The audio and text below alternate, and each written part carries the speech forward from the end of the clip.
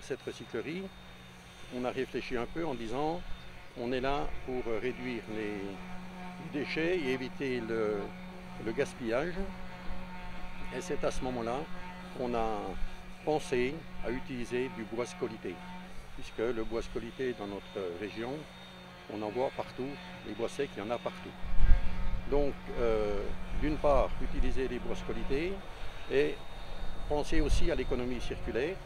Donc, on a dit on va prendre du bois scolité sur la commune où on implante la recyclerie. Il était prévu aussi dans le montage du bâtiment de récupérer un maximum de matériaux, des fins de chantier, des restes de carrelage ou des choses comme ça. Et on a pu en utiliser pas autant qu'on aurait voulu. Il y a eu du carrelage, il y a eu des façades. À l'intérieur, on a mis des rayons qu'on a récupérés dans des supermarchés. Dès l'appel d'offres dans notre esquisse, nous avons proposé de travailler avec du bois local. Dans le cadre d'une recyclerie, on trouvait ça bien de pouvoir utiliser des matériaux qui sont issus des forêts proches du projet. Au départ, quand on a proposé le bois local, le maître d'ouvrage a pris contact donc avec Fibois et avec les communes forestières et on a eu un retour assez positif avec la mise en avant de l'utilisation du bois scolité. Donc on a eu différents échanges donc avec l'ONF, avec Fibois pour l'utilisation du bois scolité. En fait, le maître d'ouvrage a été très réceptif, nous aussi, sur le fait qu'on pouvait utiliser ces bois qui avaient toutes les caractéristiques techniques, avec le seul désavantage d'avoir des parties qui pouvaient être un peu bleutées. Du coup, c'était l'occasion d'utiliser un matériau qui part un peu en partie au rebut et de le mettre dans la recyclerie. Ça rentrait complètement dans le cadre du sujet.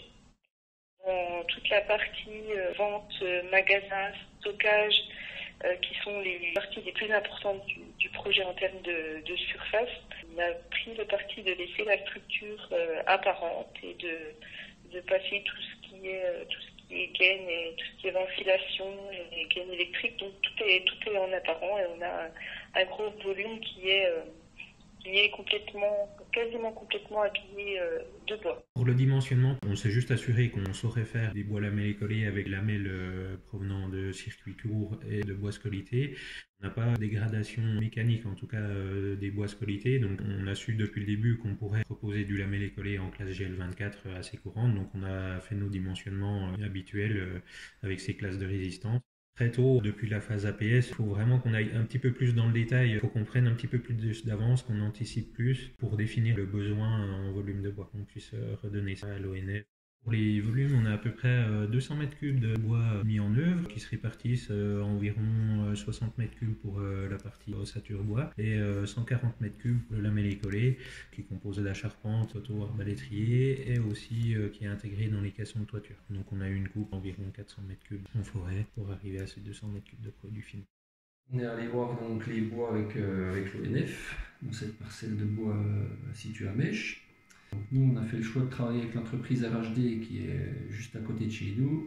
On est allé visiter avec leur acheteur de bois qui a pu voir les bois, regarder qu'est-ce qu'on pourrait en faire. On a eu la chance d'avoir quand même tous les gros bois d'assez bonne qualité. On a rapatrié les bois. L'abattage était géré par l'ONF. On a fait revenir les bois à la scierie d'Orchamven qui s'est occupé donc de les transformer d'après le débit qu'on leur avait donné. Une partie est partie en production de lamellé collé à Baume-les-Dames. Elle est revenue un mois après. Et puis toute la partie bois massif raboté qui servait à la structure de la charpente, tout ce qui était mur ossature bois. Donc ça c'est revenu directement chez nous pour être taillé en K2. Ensuite arrivé l'assemblage des murs, donc tout est préfabriqué à l'entreprise Orchamven. Pareil pour les caissons de toiture. Sur chantier, 3 semaines, tout était hors d'eau. 3 quarts étaient bardés, tout ce qui a pu être bardé en atelier, ça a été fait ici. On a aussi du temps sur chantier. On aurait souhaité, au départ, avoir un maximum de bois scolité, mais bon, après discussion avec les entreprises, on a pu en obtenir que à peu près 30 ou 40%. On évite de prendre du bois scolité pour Pour les bâtiments, c'est simplement une histoire d'esthétique, puisque au niveau de la résistance mécanique, il n'y a aucun souci. Il est aussi bon que du bois bec.